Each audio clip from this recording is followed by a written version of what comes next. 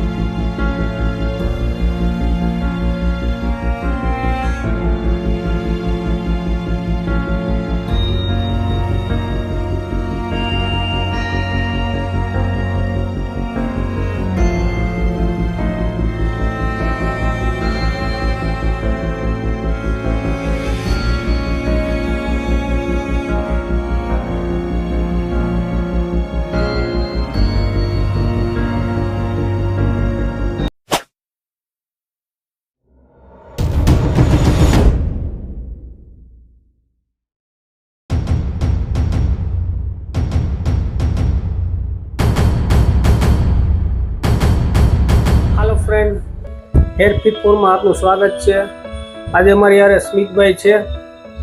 હવે એ છેલ્લા 2 વર્ષથી વિચારતા હતા કે મારે પ્લાન્ટેશન કરવું કે હેર પેચ લગાવવો.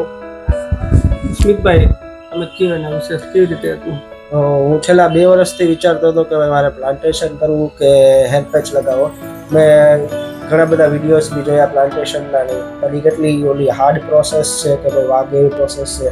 ને પ્લસમાં એના ડ્રોબેક શું છે કે મારે હેરિડિટરી પ્રોબ્લેમ હતો હેરનો, તો પ્લાન્ટેશન 1 થી 2 વર્ષ માટે પ્રોપર છે, પણ ફાઇનલી પછી હું હેર પેચના સોલ્યુશન ઉપર આવ્યો અને પછી યુટ્યુબમાં હેર પેચના સોલ્યુશન્સ જોતો હતો તો મને અશ્વિન હેર સ્ટુડિયોનું સજેશન આવ્યું અને વિઝિટ લીધી તાત્કાલિક. મારા ઘરની નજીક જ હતું તો, અને બહુ જ વ્યવસ્થિત રીતે મસ્ત ગાઈડન્સ આપ્યું પહેલાં અશ્વિનભાઈ, અને પછી મને સમજાવ્યું કે હેર પેચનું ટ્રાન્સલેશન શું ડિફરન્સ છે પ્લાન્ટેશનનો.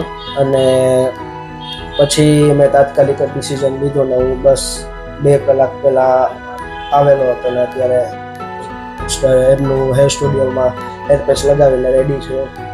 અને બહુ જ વ્યવસ્થિત અને બધી ટીમનો સપોર્ટ રહ્યો, બધી જ વસ્તુમાં ગાઈડન્સ બી વ્યવસ્થિત. ઓકે, તો સ્મિતભાઈનું કહેવાનું એવું હતું કે મેં પહેલાં પ્લાન્ટેશનનું વિચારેલું હતું, તો પ્લાન્ટેશનમાં મને એટલું ખાસ લાગતું નહોતું કે ભાઈ પાછા મારા વાળ એમનેમ રહે, અમુક સમયે વયા જાય. તો પ્રોપર એણે એક નોલેજ પ્રમાણે વિચાર્યું કે ભાઈ લોંગ લાસ્ટિંગ હેર પેચમાં હું જાઉં તો એમને હેર પેચ લગાવ્યો છે. તો તમારે લોકોને તમને એવું લાગે કે ભાઈ મારે આ પ્રોબ્લેમ છે તો એકવાર ગાઈડ લઈ લ્યો ડૉક્ટરની, તો પછી બાકી પેચ માટે અમે લોકો બેઠા જ છીએ. આવો અમારું એડ્રેસ ને બધું આમાં આપેલું છે.